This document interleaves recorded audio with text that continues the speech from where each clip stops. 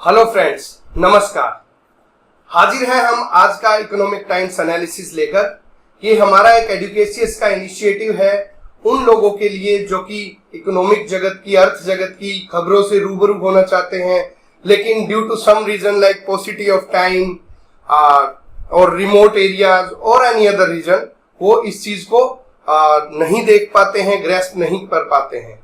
हमारा मेन उद्देश्य सिर्फ एजुकेशनल पर्पस के लिए है, सो दैट जो एस्पिरेंट सिविल सर्विसेज की प्रिपरेशन कर रहे हैं उन लोगों तक हम बहुत ही कम समय में, सो दैट वो अपना टाइम्स कहीं और यूटिलाइज करें, बहुत ही कम समय में इकोनॉमिक टाइम्स की जो मेन न्यूज हेडलाइंस होती हैं और जो एनालिसिस होते हैं वो आप तक पहुंचाएं।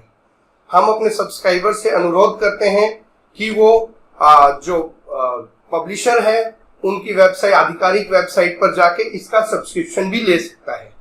आइए चलते हैं आज ट्यूसडे 16 मई 2013 की इंपॉर्टेंट ईटी हेडलाइंस की तरफ, इंपॉर्टेंट ईटी न्यूज की तरफ। So first one is Hindenburg's allegation against Adani group, SEBI again seeks 6 month extension from Supreme Court for probe. Basically आपने ये जब से इनिशिएटिव शुरू हुआ है आप लोगों ने देखा होगा कि डेली कोई ना कोई हिंडनबर्ग रिपोर्ट, अडानी इशू या सुप्रीम कोर्ट पैनल और सेबी, ये हम चारों चीजें डेली डिस्कशन में लेके आ रहे हैं, डिस्कस कर रहे हैं। कभी जो पैनल सुप्रीम कोर्ट ने एक पैनल बनाया था इसके इरेगुलरिटीज को देखने के लिए, अडानी से रिलेटेड इरेगुलरिटीज को देखने के लिए उन्होंने अपनी क्लोज्ड एनवलप के अंदर रिपोर्ट सबमिट की। सेबी ने एक्स्ट्रा 6 महीने का टाइम मांगा था, लेकिन 12 मई को चीफ जस्टिस ऑफ इंडिया की बेंच ने सिर्फ 3 महीने का टाइम दिया। अगेन आज कल सेबी ने दोबारा रीट्रेट किया है कि हमें 6 महीने का समय दिया जाए। The SEBI again reiterated its plea to the Supreme Court for 6 more months to investigate US short seller Hindenburg's research allegations against the Adani Group। उन्होंने क्या बोला है कि शुरू में इनिशियली जो कोर्ट है उन्होंने 2 मंथ का टाइम दिया था, ठीक है। तो रेगुलेटर ने ये क्लेम कर दिया था कि एक बड़ी बात ये भी है कि रेगुलेटर, दैट मींस सेबी ने ये बोला है कि हमने 2016 से हम कोई इन्वेस्टिगेशंस नहीं कर रहे हैं अडानी ग्रुप के खिलाफ, जबकि लास्ट 2021 में गवर्नमेंट ने पार्लियामेंट में बोला था कि अडानी पे ऑलरेडी सेबी की इन्वेस्टिगेशन चल रही है 2021 में कोई पार्लियामेंट्री क्वेश्चन के आंसर में। तो ये इशू अभी चल रहा है काफी। सेबी ने क्लियरली बोला है कि we are not investigating since 2016, we are investigating some companies. 51 ऐसी कंपनीज हैं जिसको हम जो GDR होता है, ग्लोबल डिपोजिटरी रिसीट्स के इशू पे हम कुछ 51 कंपनीज की इन्वेस्टिगेशन कर रहे हैं, लेकिन Adani group is not a part of that. Adani group उसका पार्ट नहीं है। ग्लोबल डिपोजिटरी रिसीट्स बहुत ही इंपॉर्टेंट टॉपिक है from exam point of view. American depository receipts, European depository receipts, similarly global depository receipts. GDR होते हैं जो सिक्योरिटीज मार्केट का chapter आता है हमारे माइक्रो एंड मैक्रो इकोनॉमिक्स के सिलेबस के अंदर, जो कि Indian economic service as well as civil services के एग्जाम में एक इम्पोर्टेंट पार्ट है सिलेबस का। वो ऑब्जेक्टिव क्वेश्चन भी पूछ लिया जाता है या फिर मेंस के अंदर भी पूछ लिया जाता है। आइए थोड़ा डिटेल वे में देखते हैं कि basically what is GDR, global depository receipts क्या होते हैं। Global depository receipts, GDRs, global depository receipts are those negotiable financial instrument, means ये ऐसे फाइनेंशियल इंस्ट्रूमेंट होते हैं जो कि नेगोशिएट किए जा सकते हैं, फिक्स नहीं होते, नेगोशिएबल रहते हैं। issued by a depository bank, कोई भी डिपोजिटरी बैंक होता है इन डोमेस्टिक मार्केट, जहां पे सिक्योरिटी मार्केट, जिस सिक्योरिटी मार्केट के लिए GDR इश्यू किए जाते हैं, वहां के डिपोजिटरी बैंक के द्वारा जो नेगोशिएबल फाइनेंशियल इंस्ट्रूमेंट इश्यू किए जाते हैं उनको हम GDR बोलते हैं, global depository receipts. These represent share in a foreign company and trades on local stock exchange। ये क्या होते हैं? ये वो स्टॉक्स और शेयर्स होते हैं GDR जो कि होते तो एक कंट्री के हैं लेकिन दूसरी कंट्री के स्टॉक मार्केट के अंदर वो ट्रेड किए जा सकते हैं। बेसिकली ये काम होता है कि एक कंपनी को बाहर की इंटरनेशनल मार्केट के कैपिटल को एक्सेसिबल बनाने के लिए जीडीआर लाया गया। It makes it possible for a company that is the issuer to access investor in capital market beyond its own countries border. ये पॉसिबिलिटी देता है एक कंपनी को, जिसको हम इशूअर बोलते हैं, शेयर्स इशूअर बोलते हैं, to make it possible to access the investor in the market beyond its own countries border. अपने खुद के देश से अलावा फॉरेन के इन्वेस्टर्स के को लेने के लिए, फॉरेन के इन्वेस्टर्स लेने के लिए एक कंपनी की जो पॉसिबिलिटी बनाता है उसको बोलते हैं हम GDR, global depository receipts. And it is helpful to raise the capital from international investor. ये मदद करता है इंटरनेशनल इन्वेस्टर से कैपिटल को, इन्वेस्टर्स के कैपिटल लेने में, अर्जित करने में। बेसिकली अगर एक एग्जांपल देते हैं तो मान लीजिए एक यूएस बेस्ड कंपनी है, एक यूएस बेस्ड कंपनी है और उसको यूरोपियन मार्केट को भी एक्सेस करना है। वो चाहती है कि मेरी कंपनी में यूरोप के भी इन्वेस्टर इन्वेस्ट करें, तो वो क्या करेगी, एक depository bank, European depository bank, कोई बैंक जो कि यूरोपियन मार्केट का है, उसके साथ एक पैक्ट करेगी कि you issue global depository receipts for our company. तो वो कंपनी के शेयर होंगे विद द डिपॉजिटरी बैंक। जो डिपॉजिटरी बैंक है उसके साथ जो भी इनके डॉक्यूमेंटेशन रहेंगे, डॉक्यूमेंटेशन करेगी और वो depository bank European market, European securities market के अंदर उस यूएस कंपनी के शेयर्स को फ्लोट कर देगा, उस यूएस कंपनी के शेयर्स को लिस्टिंग करवा देगा। तो वहां पे जो यूरोपियन इन्वेस्टर रहेंगे वो अपनी डोमेस्टिक मार्केट में उस फॉरेन कंपनी के शेयर्स को खरीद बेच सकेंगे, उन पे ट्रेडिंग कर सकेंगे। ये एक सिंपल लेमन जो कंसेप्ट है उसकी टर्म्स में हमने एग्जांपल के हिसाब से बताया। तो this is global depository receipts. I hope you understand the concept of global depository receipts. Moving on to next जो कंसेप्ट है उस पे, नेक्स्ट न्यूज पे चलते हैं। तो सेबी ने ये बोला है कि हमने जो इन्वेस्टिगेशन कर रहे हैं 2016 से, बेसिकली जीडीआर के जो ग्लोबल डिपॉजिटरी रिसिप्ट के इशू हुए हैं उनसे रिलेटेड कर रहे हैं, इसमें अडानी ग्रुप का पार्ट नहीं है। तो इन्होंने ये एफिडेविट दिया है, ठीक है, लेकिन गवर्नमेंट ऑफ इंडिया ने ये, सुप्रीम कोर्ट ने ये बोला है कि हम आपको अभी रिसेंटली बोला था कि 3 महीने का मैक्सिमम टाइम दे सकते हैं। आइए देखते हैं इसके हिसाब से। Investigation, SEBI says no listed Adani entity in 51 companies investigated for GDR issues in 2016. Minimum public shareholding norms investigation. SEBI approached 11 overseas regulator for information. First request was made on October 2020. SEBI ने जो एक्सटेंशन मांगा है 6 महीने का supreme court का, वो किस base पे मांगा है? SEBI कहता है कि there are 12 transactions related to Adani Group. There are 12 transactions mentioned in the Hindenburg report, which are highly complex because there are involvement of सब ट्रांजैक्शन ऑल्सो, उसके अंदर सब ट्रांजैक्शन भी हैं। तो हमें ये 12 जो बड़ी ट्रांजैक्शन है इसकी ट्रेल निकालने के लिए टाइम चाहिएगा। And this requires rigorous investment, ये बहुत ज्यादा रिगरस इन्वेस्टिगेशन मांगती है, इसलिए हमें और टाइम चाहिए है इसको in the carriage of justice. अगर हम जस्टिस तक पहुंचने के लिए हमें 6 महीने का अतिरिक्त टाइम चाहिए। देखते हैं कि आफ्टर दिस सुप्रीम कोर्ट क्या फैसला देता है, इनको एक्सटेंशन देता है या नहीं देता। Moving on to next news. Panel में ready new list of PSBs for privatisation. आपने सुना होगा पब्लिक सेक्टर बैंक्स के प्राइवेटाइजेशन की कवायद चल रही है काफी समय से, ठीक है। 2021 अप्रैल में भी नीति आयोग ने रिकमेंड किया था प्राइवेटाइजेशन 2 कंपनीज का, 2 स्टेट रन बैंक्स का प्राइवेटाइजेशन रिकमेंड किया था, ठीक है।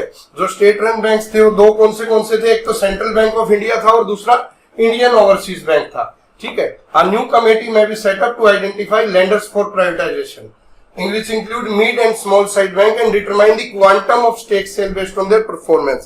लेकिन अभी एक नई कमेटी बनाई जा रही है क्योंकि जो पब्लिक सेक्टर बैंक्स हैं वो पहले लॉस में चल रहे थे, बट रिसेंटली कुछ टाइम से वो बहुत ज्यादा अच्छे प्रॉफिट में चल रहे हैं। तो दोबारा इसको रीअसेस किया जा रहा है कि हमें प्राइवेटाइजेशन की जरूरत है या नहीं है। तो जो कमेटी अभी बनाई जाएगी वो किस किस की इंक्लूड होगी, उसके अंदर ऑफिशियल होंगे department of investment and public asset management, उसके अंदर DIPAM के जो ऑफिशियल रहेंगे, RBI के ऑफिशियल रहेंगे और नीति आयोग के ऑफिशियल रहेंगे। इन 3 एंटिटीज से DIPAM, RBI और नीति आयोग से ऑफिशियल रहेंगे जो नई कमेटी बनाई जाएगी। और अभी जो bank privatisation is much very on agenda, but now all the banks have turned profitable, so a reassessment is required to which lender can be put on the block based on interest from potential investors and such factors। अभी क्या है, reassessment देखी जाएगी क्योंकि जो बहुत सारे जो ज्यादातर पब्लिक सेक्टर बैंक है वो पॉजिटिव चल रहे हैं और प्रॉफिटेबल टर्न हो गए हैं। आपको जानकर हैरानी होगी कि जो पास्ट ईयर है, पिछले साल में जो निफ्टी PSU बैंक इंडेक्स है, ये जैसे सेंसेक्स होता है, बॉम्बे स्टॉक एक्सचेंज का सेंसेक्स है, निफ्टी 50 है, ठीक है, इस तरह से जो निफ्टी 50 16% राइज किया है, that means there is a जो शेयर्स हैं इसके उसमें 16% का इंक्रीज हुआ है। लेकिन जो निफ्टी PSU बैंक इंडेक्स है, जो कि निफ्टी के वो इंडेक्स जो कि सिर्फ PSU बैंक का अप्स एंड डाउन्स दिखाता है, उसमें 65% का इंक्रीमेंट हुआ है, 65.4% इंक्रीज हुआ है। That means most of the public sector banks are getting profitable, are turning profitable. तो अभी इनको प्राइवेटाइजेशन करने की जरूरत है या नहीं है, और किस तरह से प्राइवेटाइजेशन किया जाए, ये सब अभी रीअसेसमेंट की जाएगी, दोबारा की जाएगी। लेकिन जो प्राइवेटाइजेशन है वो छोटे बैंकों का ही किया जाएगा, state bank of India, PNB, bank of Baroda, इस तरह के बैंकों का नहीं किया जाएगा। हिटिंग रिफ्रेश, इसको हम रिफ्रेश भी बोल सकते हैं क्योंकि रीअसेसमेंट हो रही है। Center wants to revisit its PSU bank privatization strategy as several rounds of consolidation have brought down their number।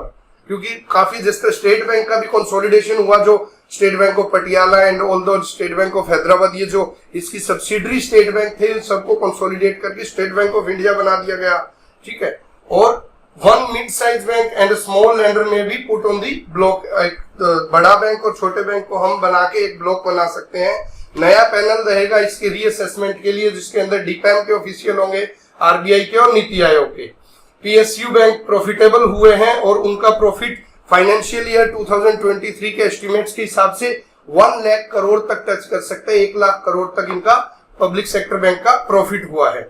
So prospective candidates, जो कि प्राइवेटाइजेशन के लिए जो प्रोस्पेक्टिव कैंडिडेट्स हैं उनमें से मेनली हैं UCO Bank, Bank of Maharashtra, Indian Overseas Bank, Central Bank of India, Punjab and Sind bank.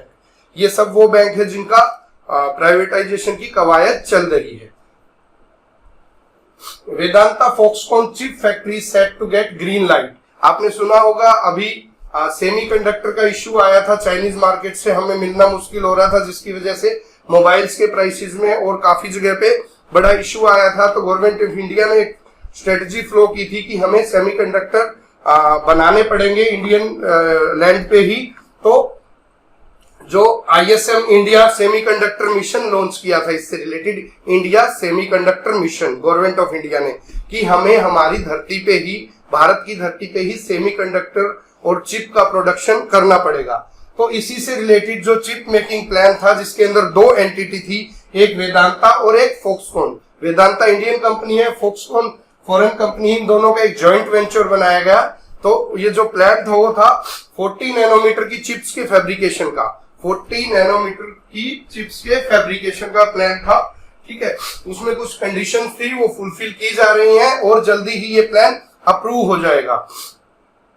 और इन्होंने वेदांता फॉक्सकॉन सेमीकंडक्टर्स लिमिटेड, एक ये जो जॉइंट वेंचर है, इन्होंने ये भी बताया है कि उन्होंने 2 फॉरेन कंपनीज के साथ टेक्नोलॉजी ट्रांसफर की, टेक्नोलॉजी के ट्रांसफर को लेके कि क्या टेक्नोलॉजी सेमीकंडक्टर की होती है, आप अपनी टेक्नोलॉजी हमें ट्रांसफर कीजिए, उसके बदले जो भी ट्रेड एग्रीमेंट रहेंगे उससे रिलेटेड भी इन्होंने टेक्नोलॉजी ट्रांसफर के लिए पैक्ट साइन किए हैं। वो 2 कंपनी क्या क्या है, एक तो US बेस्ड कंपनी है ग्लोबल फाउंड्रीज, और एक यूरोपियन चिप मेकर है ST सेमी माइक्रो इलेक्ट्रॉनिक्स। ये दोनों की जो है, इनकी डिटेल जो पैक्ट हुआ है, इनकी डिटेल METI को भेज दी गई है, ministry of electronics and IT को भेज दी गई है। ठीक है। और जो कि बाइंडिंग टेक्नोलॉजी ट्रांसफर एग्रीमेंट है, इनकी डिटेल्स जो है वो जल्दी ही सबमिट कर दी जाएंगी। देखते हैं इंडिया चिप्स इन, सेंटर ने भी ये बोला है कि इसके बाद जो सेंट्रल गवर्नमेंट ने बोला है जेवी को कि you provide the details of binding agreement जो हुए हैं आपके टेक्नोलॉजी ट्रांसफर को, उनको सबमिट कीजिए, जो कि जल्द ही वेदांता फॉक्सकॉन सबमिट कर देगा। Vedanta has submitted detail of MOU with global foundries and ST micro electronics, और आईटी मिनिस्ट्री ने ये भी बोला है कि अगर पॉसिबल होता है, ये सजेस्ट किया है, तो ये जो दो कंपनी है आप इनके भी स्टेक ले सकते हैं जॉइंट वेंचर्स के अंदर, सो दैट टेक्नोलॉजी ट्रांसफर के अंदर आप लोगों को हिंड्रेंस ना आए, प्रॉब्लम ना आए। तो आईटी मिनिस्ट्री ने सजेस्ट किया है कि ये जो कंपनी है global foundries which is US based और ईयू बेस्ड है एसटी माइक्रो इलेक्ट्रॉनिक्स, इनका जो अभी यहाँ पे जो वेदांता फॉक्सकॉन कंपनी बनाई जा रही है धोलेरा गुजरात के अंदर ये यूनिट लगाई जा रही है, इसके अंदर आपको इनको जॉइंट वेंचर का पार्ट बना सकते हैं, इनको भी शेयर कर सकते हैं। अभी करंटली जो इन्वेस्टमेंट है वो 66,000 करोड़ रुपए की वेदांता फॉक्सकॉन कर रहा है, जो कि आने वाले समय में जो टोटल रहेगी वो 1,54,000 करोड़ 1.54 लाख करोड़ जो रहेगी टोटल इन्वेस्टमेंट रहेगी धोलेरा प्लांट के अंदर। इंडिया का वेदांता ग्रुप है जिसकी 63% पार्टनरशिप है और बची हुई 37% पार्टनरशिप है ताइवान का होन हाई प्रिसीशन इंडस्ट्री, जिसको हम शॉर्ट फॉर्म में फॉक्सकॉन बोलते हैं। Moving on to next news, for iPhones it's still Hindi चीनी भाई भाई। जो आईफोन है, ये आईफोन की इंडिया के अंदर मैन्युफैक्चरिंग हो रही है, बड़े अच्छे लेवल पे हो रही है। तो अभी टाटा ने भी मैन्युफैक्चरिंग शुरू कर दी है, टाटा इलेक्ट्रॉनिक्स ने होसूर तमिलनाडु के अंदर।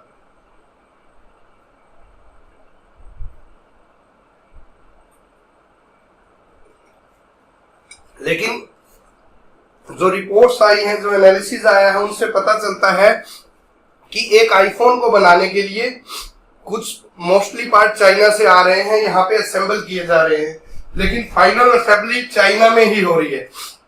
तो ऐसा होता है कि पहले कुछ कंपोनेंट चाइना से इंडिया आते हैं, फिर वो उसमें फिट होके वापसी वो केस चाइना जाता है, फिर वहां से कुछ फिट होके फिर वापसी आता है, फिर वापसी फाइनल असेंबली के लिए चाइना जाता है। तो ऐसे 2 या 3 राउंड एक आईफोन के 2 या 3 राउंड इंडिया चाइना के अंदर लग जाते हैं। तो इसीलिए टाइटल दिया गया है इंडिया चीनी भाई भाई, भारत चीनी भाई भाई। तो की components of iPhone that are partially assembled in Tata Electronics casing plant at Hosur, Tamil Nadu, cross the Indian border twice or sometimes even thrice before they are finally knit together, as per the people directly associated with supply chain. And almost 90% of the components of Apple are sourced from China only. China से 90% तक जो Apple के component हैं वो हम source करते हैं। अभी टाटा ने एक फैसिलिटी है जो होसूर तमिलनाडु में बड़ी फैसिलिटी पे मैन्युफैक्चरिंग स्टार्ट की है। अभी रिसेंटली जो एप्पल का स्टोर खुला है बांद्रा कुर्ला कॉम्प्लेक्स के जियो ड्राइव मॉल के अंदर, तब यहाँ पे जो एप्पल के सीईओ भी आए थे, उन्होंने फिर बाद में टाटा ग्रुप के चेयरमैन जो चंद्रशेखरन जी हैं उनसे भी मुलाकात की आगे ट्रेड एग्रीमेंट्स को लेके।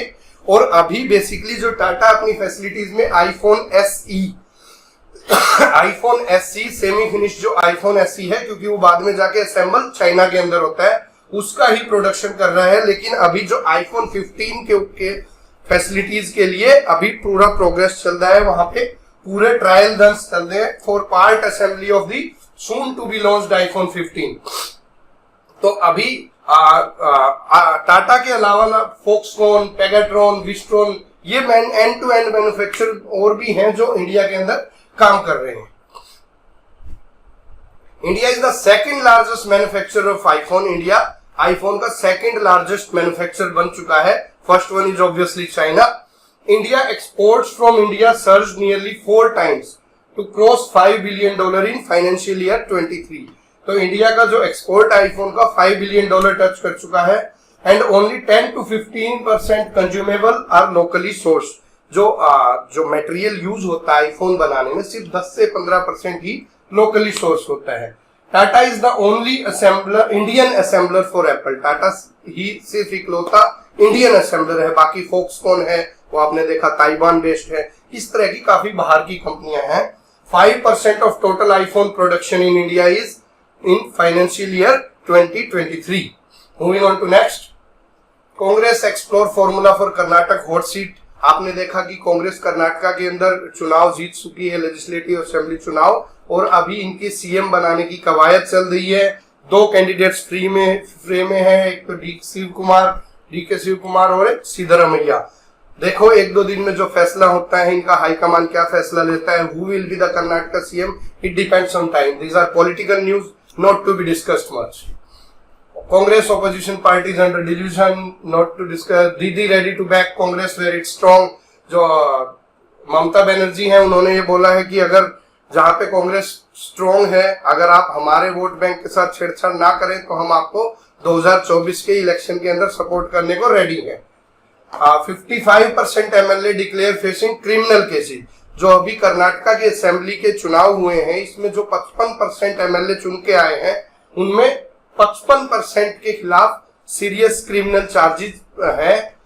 जिन्होंने इन्होंने अपनी शुरू के अंदर जो फॉर्म भरा था अपनी, वो उसको दिखाया था इलेक्शन कमीशन को, नॉमिनेशन फॉर्म भरा था, उसके अंदर मेंशन किया गया था। ये एनालिसिस दिया है एडीआर ने। ADR is Association for Democratic Reforms. ठीक है, these are the criminal cases.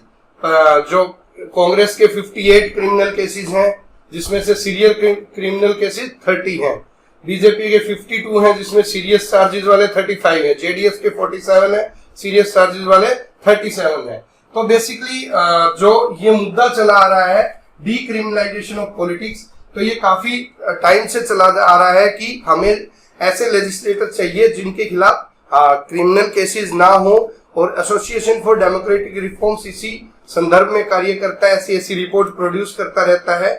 तो आने वाले समय में जैसे जनता जागरूक होती है, और ये इलेक्शन कमीशन ने भी पहल की हुई है कि आप अपने नॉमिनेशन पेपर में बताएं कि आपके खिलाफ क्या केसेस चले हैं, सो दैट जो जनता है वो अपना डिसीजन उसी हिसाब से बना सके।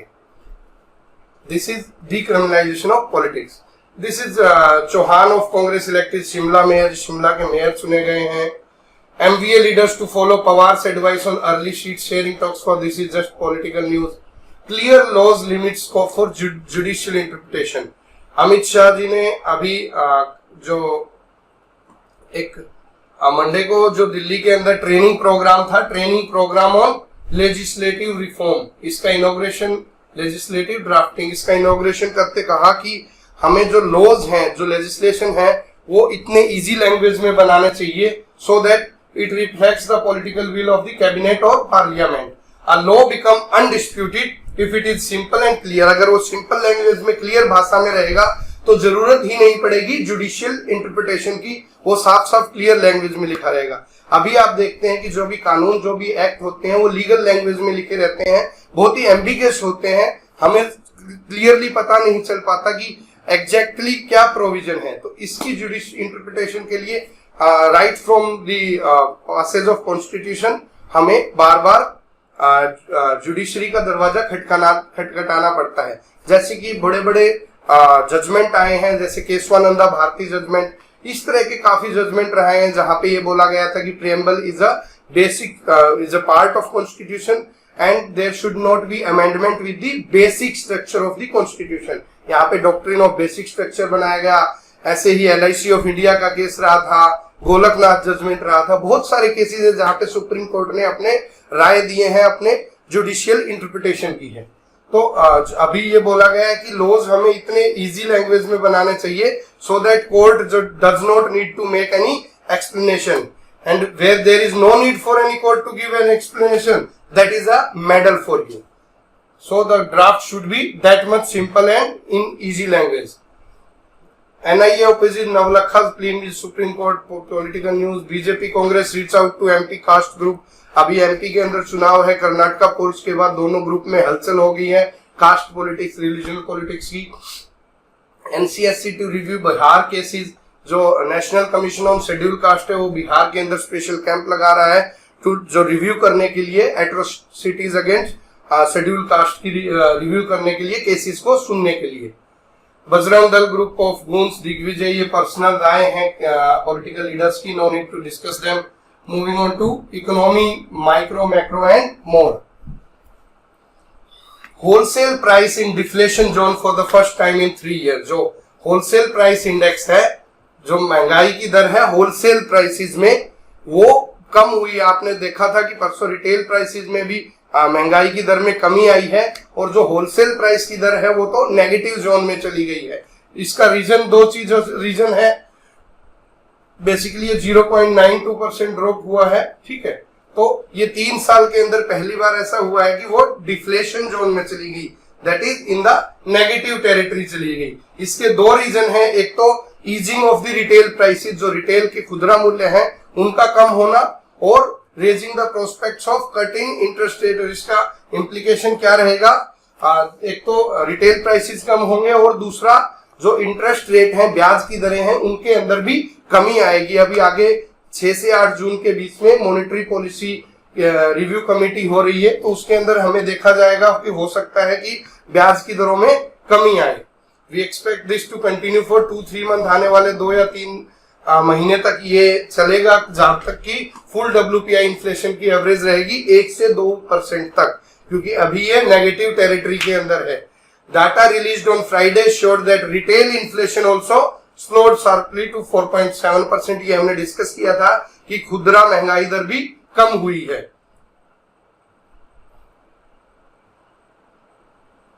We expect WPI inflation to continue to moderate and easing commodity prices drive input cost।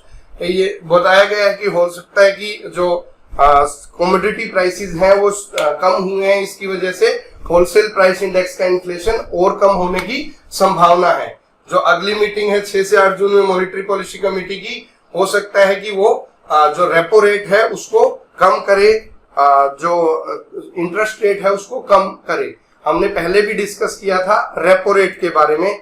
Repo rate basically अभी 6.50 चल रही है, 6.50%, 6.5% की ब्याज दर चल रही है। रेपो रेट वो रेट होता है जो कि central bank that is RBI lends to its other banks for short term and long terms के अंदर जो पैसा देता है शॉर्ट टर्म के लिए, उसको रेपो रेट के ऊपर दिया जाता है। और जो अगर इन्फ्लेशन कम करना है, लिक्विडिटी क्रंच करना है, मार्केट से पैसे कम करने हैं, अगर ज्यादा महंगाई ज्यादा हो रही होती है तो क्या करता है reserve bank of India, bank से पैसे वापस ले लेता है, सो दैट लिक्विडिटी कम रहेगी, लोगों देने के लिए पैसा कम रहेगा, तो अल्टीमेटली लोगों के पास खरीदने के लिए कम रहेगा, तो महंगाई की दर कम हो जाएगी। तो उसको हम बोलते हैं रिवर्स रेपो रेट, जो कि अभी 3.35% चल रहा है। जिस रेट पे RBI बैंकों से पैसा वापसी लेता है और उसके बदले जो ब्याज देता है वो है 3.35%। तो this is the concept of repo rate and reverse repo rate. Moving on to next, government looks to hire retirees in health and education sector. Government एक प्लान डिवाइस कर रही है, क्योंकि एजुकेशन सेक्टर में और हेल्थ सेक्टर में अभी crunch चल रहा है मैन पावर को लेके। तो गवर्नमेंट एक प्लान बना रही है कि जो रिटायर लोग हो चुके हैं हम उनको भी दोबारा इन सेक्टर के अंदर दोबारा लेके आ सकते हैं। Centre has initiated internal discussion on engaging and hiring the services for part time work, consulting roles and mentorship function. किसके लिए? पार्ट टाइम के लिए या कंसल्टेशन के लिए या मेंटरशिप के लिए, for the sector such as education and health care which are facing demand supply gaps. यहाँ पे टैलेंट को लेके डिमांड और सप्लाई गैप हो रहे हैं एजुकेशन सेक्टर में और हेल्थ केयर सेक्टर में। डॉक्टर्स की कमी है, फार्मास्यूटिकल्स एजेंट्स की कमी है और पैरामेडिकल स्टाफ की कमी है। तो सेंटर एक म्यूल कर रहा है, एक प्लान म्यूल कर रहा है कि हम जो रिटायर लोग हो रहे हैं उनको पार्ट टाइम या कंसल्टेंट रोल में या फिर मेंटरशिप रोल में इनको रख सकते हैं। एक्सपोर्ट्स रिंच 12.7% इन अप्रैल, ट्रेड डेफिसिट हिट्स 20-month लो एट $15.2 बिलियन। जो इंडिया का एक्सपोर्ट है, हमने देखा था परसों भी देखा था कि Netherlands 3rd largest export importer बन गया है हमारी चीजों का, ठीक है। तो इंडिया का जो गुड्स एक्सपोर्ट हुआ है वो 12.7% ईयर ऑन ईयर कम हो गया है, जो कि अभी $13.66 बिलियन हुआ है in the first month of financial year 24। First month of financial year 24 is अप्रैल 2023, ठीक है। और एक्सपोर्ट का भी कम हुआ है और इंपोर्ट भी कम हुआ है, दोनों केसेस कम हुए हैं, जिससे कि ट्रेड डेफिसिट है वो भी डिक्लाइन किया गया है। ट्रेड डेफिसिट क्या होता है? Trade deficit is the difference between the export of a country and import of a country, और we can say that import of a country और एक्सपोर्ट ऑफ अ कंट्री। जब import country का ज्यादा होता है, एक्सपोर्ट कम होता है, तो बेसिकली हमें पैसे बाहर ज्यादा भेजने पड़ते हैं, ठीक है। एक्सपोर्ट कम, इंपोर्ट ज्यादा, that leads to trade deficit. और अगर एक्सपोर्ट ज्यादा है, इंपोर्ट कम है, that is trade surplus. Similarly fiscal deficit, fiscal surplus होता है। ये कंसेप्ट ट्रेड डेफिसिट का है।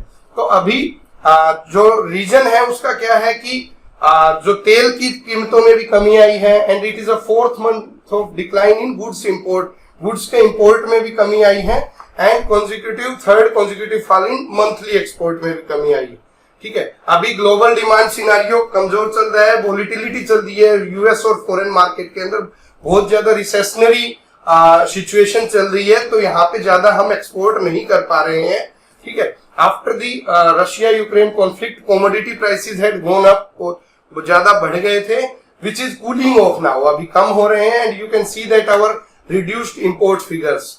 The impact of Russia Ukraine conflict and cooling down of commodity prices is visible both on export as well import, दोनों के ऊपर ही हमें ये चल रहा है। Under the merchandise export, 11 of the 30 की sector exhibited positive growth. 11 of the 30 की सेक्टर जो कि हमें मर्केंडाइज एक्सपोर्ट करते हैं, जैसे कि rice, pharmaceutical, petroleum products, aviation turbine fuel, तो उसमें 30 में से 11 ऐसे सेक्टर हैं जहां पे हमने पॉजिटिव ग्रोथ दिखाई है, ठीक है। Demand scenario is not looking good, demand scenario ज्यादा अच्छा नहीं है, क्योंकि यूएस और यूरोप में सिचुएशन रिसेशनरी सिचुएशन चल रही है। Textile, plastic, linoleum export continued to decline in 2022 because of the subdued demand due to recessionary effect in major economy। बड़ी बड़ी इकोनॉमी के अंदर रिसेशन की संभावना चल रही है, इसलिए वहां पे कम इंपोर्ट किया जा रहा है, तो जो कि इंपोर्ट भी कम हो रहा है, एक्सपोर्ट भी कम हो रहा है, इसलिए ट्रेड डेफिसिट भी कम हो रहा है। मूविंग ऑन टू नेक्स्ट, ये हमारा देखें अगर तो स्लो लेन में अप्रैल इस साल का देखें, लास्ट ईयर 39.7 जो रहा था बिलियन डॉलर एक्सपोर्ट रहा था, ये इस साल 34.66 है, मींस -12% ग्रोथ रही है। इंपोर्ट भी 58 से घट के 49 रहा है, जो कि -13% रहा है। जो ट्रेड गैप हुआ है वो 18.36 बिलियन डॉलर से 15.24 बिलियन डॉलर हो गया है, ठीक है। Export growth in 19 of the 30 sector declines, 30 में से हमने देखा कि सिर्फ 11 सेक्टर हैं जहां पे पॉजिटिव ग्रोथ रही है मर्केंटाइज में, बाकी 19 के अंदर डिक्लाइन हुआ है, एक्सपोर्ट कमी आई है। Electronics, rice, pharmaceutical are the top exporter, these are the top already top exporters. Petroleum goods, gem and jewellery, garments exports के, जो पेट्रोलियम गुड्स के और जेम एंड ज्वेलरी के एक्सपोर्ट्स में कमी आई है।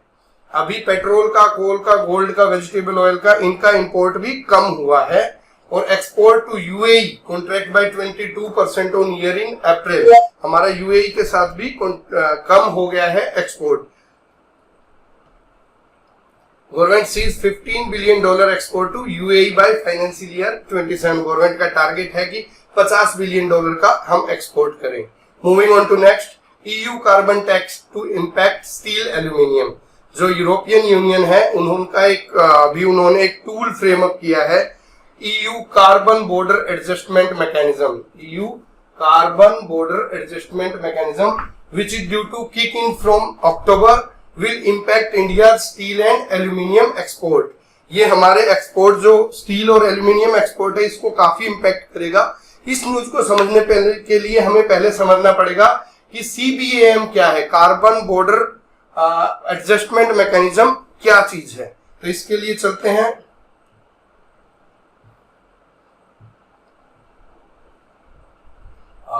CBAM के लिए carbon border adjustment mechanism, it is a tool, ये एक टूल है to put fair prices on carbon emitted during the production of carbon emitting goods entering और importing into the European union.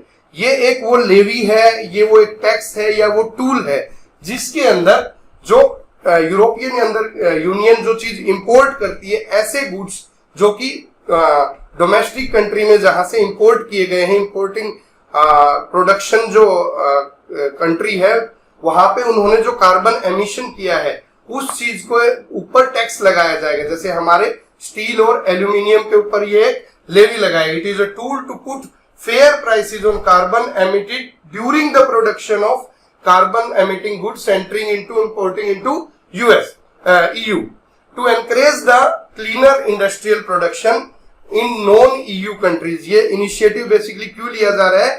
To encourage cleaner production of the goods in non EU countries. Non EU countries में जो कि European union को export करती हैं, वहां पे cleaner technology, renewable resources का यूज किया जाए, क्लीनर टेक्नोलॉजी, ताकि क्लाइमेट को हर्ट ना हो। ऐसी चीजों के लिए ये टैक्स लगाया गया है या ये टूल फ्रेमवर्क किया गया है यूरोपियन यूनियन के द्वारा, जिसको हम बोलेंगे carbon border adjustment mechanism.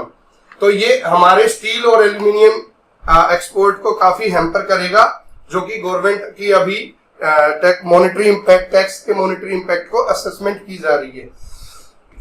Moving on to next, finance ministry stands by July 21 reply to Lok Sabha SEBI's probing Adani company. ये अभी जैसे हमने फर्स्ट न्यूज में देखा था कि सेबी ने ये बोला है कि हम अभी तक हमने अडानी कंपनीज के खिलाफ हम कोई भी इन्वेस्टिगेशन नहीं कर रहे, लेकिन 2021 में जुलाई में फाइनेंस मिनिस्ट्री के ने जो मिनिस्टर ऑफ स्टेट ने रिप्लाई दिया है कि SEBI already is in progress of investigating the Adani companies. तो अभी वो लोकसभा क्वेश्चन के आंसर और अभी सेबी ने जो एफिडेविट फाइल किया सुप्रीम कोर्ट पे, तो ये एक इशू बन गया है। Formal job creation up under ESIC, जो एम्प्लॉइज स्टेट इंश्योरेंस कॉर्पोरेशन ने एक डाटा निकाला है जिसमें ये बताया गया है कि ऑर्गेनाइज सेक्टर की या फिर फॉर्मल जॉब जो सेक्टर है उसमें मंथ ऑन मंथ ग्रोथ हुई है, जो कि ग्रोथ हुई है 8.1% की, ठीक है, और as to 1.73 million compare to 1.6 million formal workers added to organisation in February के अंदर 1.6 मिलियन फॉर्मल वर्कर ऐड हुए थे, जो कि बढ़ के अभी मार्च के अंदर 1.73 मिलियन हो गए हैं। 17 लाख के करीब लोग फॉर्मल सेक्टर के अंदर जुड़े हैं, जॉब क्रिएशन हुई है, ठीक है। जो ESIC का डाटा है जो कि ministry of labour and employment ने रिलीज किया है, उसमें बताया कि 19,000 नई इस्टेब्लिशमेंट, 19,000 नई फैक्ट्रियां या संस्थाएं वो हैं जिन्होंने ESI के लिए रजिस्ट्रेशन किया है, which have been brought under the ambit of social security umbrella of the ESIC in March only, ठीक है। इसके अंदर employees up to 25 year of age constituted 0.82 million, जो 25 साल तक के थे वो करीबन 8 लाख लोग आए हैं इसके अंदर। ऑफ दी 17 लाख में से करीबन 8 लाख लोग 25 साल से कम उम्र के हैं, और करीबन 33 जो हैं, क्या नाम है, 3 लाख लोग जो हैं वो फीमेल एम्प्लॉइज हैं उनमें से, और 41 ट्रांसजेंडर हैं इस पूरे 17 लाख के डेटा के अंदर से। Moving on to next, finance creditors pip operational peers in operational filing, जो हम 2-3 दिन से न्यूज देख रहे हैं इंसॉल्वेंसी एंड बैंक्रप्सी कोड की। तो ये फाइनेंशियल ईयर 2017 के बाद जब से इंसॉल्वेंसी एंड बैंक्रप्सी कोड लागू किया गया था, ऑपरेशनल हुआ था, कब हुआ था? फाइनेंशियल ईयर 2017 में। उसके बाद अभी जो 3 टाइप से बैंक्रप्सी हो सकती है, फाइनेंशियल कारणों से, ऑपरेशनल कारणों से, और तीसरा जो कॉर्पोरेट डेट्स हैं, कॉर्पोरेट डेट्स के कारण, कर्जवान होने के कारण, 3 कारणों से इंसॉल्वेंसी और बैंक्रप्सी होती है। तो अभी जो डाटा कंपाइल किया गया है उसमें यह बताया गया है कि 650 केस जो कॉर्पोरेट इंसॉल्वेंसी रिजोल्यूशन प्रोसेस के हैं, उनमें से करीबन 650 केस तो टोटल फाइनेंशियल क्रेडिटर्स के द्वारा किए गए हैं, ये जिसमें फाइनेंशियल इश्यूज आए हैं। ऑपरेशनल इश्यूज 535 केसों में आए हैं उन केस के, और 70 by the corporate debtors themselves, जो कॉर्पोरेट डेटर्स हैं उन्होंने फाइल किए हैं, ठीक है। ये कोड हमारा बेसिकली देखता है, अभी आपने देखा होगा कि गो एयर ने भी बैंक्रप्सी के लिए फाइल किया हुआ है, जो रेगुलेटर है उन्होंने अभी डिसीजंस दिए हैं, उन्होंने अभी for the time being pose कर दिया है और नए एक मैनेजमेंट को सौंपा है उसको रिवाइव करने का फॉर्मूला देखने के लिए। ठीक है, बीच में अभी इस साल में बहुत ज्यादा सर्ज आया है, बहुत ज्यादा एकदम 75% तक इंप्रूव सर्ज आया है इंसॉल्वेंसी केसेस के फाइलिंग के अंदर बिफोर द रेगुलेटर है। लेकिन ये क्यों आया है, ये बिकॉज 2 साल तक तो कोविड पेंडेमिक के चक्कर में नहीं आ पाया था, अभी इंस्टेंटली ये एकदम केसेस फाइल होने शुरू हुए हैं। Cumulatively, operational creditors still lead the pack, having initiated insolvency proceeding in 3265 cases between the financial year 17 to 23, compared with 2912 financial and 395 corporate debtors. Moving on to next, windfall tax on local crude reduced to 0. India ने जो Monday को windfall tax है, किस windfall tax किस पे, domestically produce crude oil पे 0 कर दिया गया है। पहले ये 4100 पर टन था। ठीक है, aligning it with softening the international crude oil prices. इसको देखने के लिए सबसे पहले हमें देखना पड़ेगा कि विंडफॉल टैक्स रिजीम होता क्या है, विंडफॉल टैक्स होता क्या है। तो उसके लिए देखते हैं, windfall tax on crude. Windfall tax वो टैक्स होता है, it is a levy imposed by a government on companies that have benefited from something they were not responsible to. ये वो टैक्स है जो एक गवर्नमेंट लगाती है उन कंपनीज पे जो जिनका प्रॉफिट हुआ है, जो बेनिफिट हुए हैं ऐसे फैक्टर्स से जिनके लिए वो रिस्पॉन्सिबल थे ही नहीं। जैसे कि अगर देखा जाए कि अभी जो डोमेस्टिकली प्रोडक्शन करती हैं जो क्रूड ऑयल का, ऐसी कंपनियां सिर्फ इंटरनेशनल मार्केट में जो क्रूड प्राइस हाई हुआ था उसकी वजह से, यहाँ पे जबकि कोई इश्यू नहीं था, उनका प्रोडक्शन वैसे का वैसे चल रहा था, उसकी वजह से इनको भी बेनिफिट हो गया था। इनको भी विंडफॉल मींस उनको, इनका कोई डोमेस्टिक कारण नहीं था बट फॉरेन कारणों के कारण इनको बेनिफिट हो गया था। तो इसके ऊपर गवर्नमेंट टैक्स लगाती है, लेवी लगाती है, जो कि अभी 4100 से अभी चेंज करके अभी नील कर दिया गया है, जो कि 4100 पर टन लगाया गया था। ठीक है, उससे पहले ये 6400 पर टन था जो टैक्स था, लेकिन इंटरनेशनल कंप्लायंस के लिए और जो इंटरनेशनल क्रूड ऑयल प्राइसेस के मद्देनजर देखते हुए इसको घटा के 0 कर दिया गया है। ठीक है, लेकिन जो एक्सपोर्ट ड्यूटी है डीजल, पेट्रोल और टर्बाइन फ्यूल में वो कंटिन्यू रहेगी। मूविंग ऑन टू नेक्स्ट,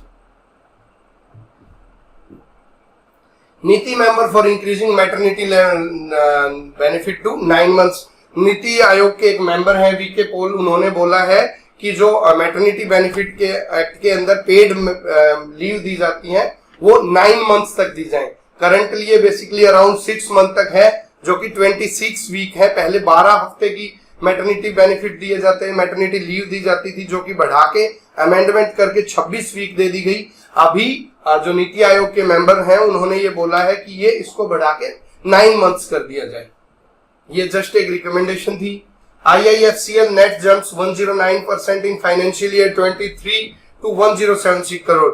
जो India infrastructure financial corporation of India है उसने प्रॉफिट में चल दी है, काफी प्रॉफिट में चल दी है और ईयर ऑन ईयर प्रॉफिट चल दी है, और इस साल उसने 109% का प्रॉफिट दिया है। जो परसेंट प्रॉफिट है वो नेट प्रॉफिट 1076 करोड़ है। ठीक है, ये प्रॉफिटेबिलिटी बेसिकली बूस्ट की गई है। बैड लोन जो होते हैं, स्ट्रेस असेट थे, उनमें कमी आई है, इंफ्रास्ट्रक्चर अच्छा हुआ है। ठीक है, और ग्रोथ प्लान्स बढ़े हैं। India EFTA pact to boost commerce, investment and jobs. जो इंडिया और यूरोपियन फ्री ट्रेड एग्रीमेंट है, यूरोपियन फ्री ट्रेड एग्रीमेंट है, जो कि यूरोपियन फ्री ट्रेड एग्रीमेंट के जो स्टेट पार्ट कंट्रीज है वो है आइसलैंड है, लिechtenstein है, नॉर्वे है और स्विट्जरलैंड है। तो अभी जो हमारे कॉमर्स मिनिस्टर गए हुए हैं ट्रेड इकोनॉमिक पार्टनरशिप एग्रीमेंट, और वहां पे जो कॉमर्स पीयूष गोयल जी गए हुए हैं, यूरोप के विजिट पे हैं, तो इन्होंने ये बोला है कि free trade agreement between the India and 4 nation block, these 4 nation will help two-way commerce, investment, job flow, job creation and economic growth. ये सब हमारे फ्री ट्रेड एग्रीमेंट से ये सब अच्छा होगा। Credit crunch forces 7 US companies to file for bankruptcy. आपको पता है कि यूएस के अंदर बहुत ज्यादा इकोनॉमिक इंस्टेबिलिटी चल रही है, बहुत ज्यादा परेशानियां चल रही है and it may lead to recession also. तो वहां पे जो 7 यूएस कंपनीज, बड़ी 7 यूएस कंपनीज ने बैंक्रप्सी के लिए फाइल कर दिया है इंस्टेंटली, एकदम से ही। Microsoft $69 billion Activision deals wins EU approval. तो जो माइक्रोसॉफ्ट की जो एक एक्टिविजन कंपनी को लेने की, उन $69 बिलियन में खरीदने की कवायद को यूरोपियन यूनियन ने अप्रूव कर दिया है। टर्की है वो poised to vote run off as Erdogan ballots fall short. जो अभी ये जो टर्की है, अभी उनमें चुनाव हुए थे एंड एक रन ऑफ इलेक्शन होगा, बिकॉज जो प्रेसिडेंट एर्डोगन है वो फेल हो गए हैं 50% मेजोरिटी लेने के लिए इन दी फर्स्ट राउंड। उनको बेसिकली 9.5% वोट मिले और सेकंड कैंडिडेट को 45% मिले। तो बेसिकली अभी इनका सेकंड इलेक्शन होगा standoff. Russia seaborne flows of crude oil climb to new high. जो रशिया का सी बोन, जो सी के रास्ते से क्रूड ऑयल भेजता है, वो अभी डिस्पाइट दिस कंडीशंस जो लगाई है सैंक्शन के डिस्पाइट भी अभी भी बहुत हायर लेवल पे जा रहा है। तो these were the news for today's, important news for today's, that is 16th of May 2023. How do you find the initiative? If you find the initiative useful for civil service aspirants and other layman people and other informed people as well as decision maker, that the analysis provided by the educacious, you may share, subscribe and like the channel, and you may also give us the comments in the comment section your suggestions and queries. Thank you very much. Jai Hind.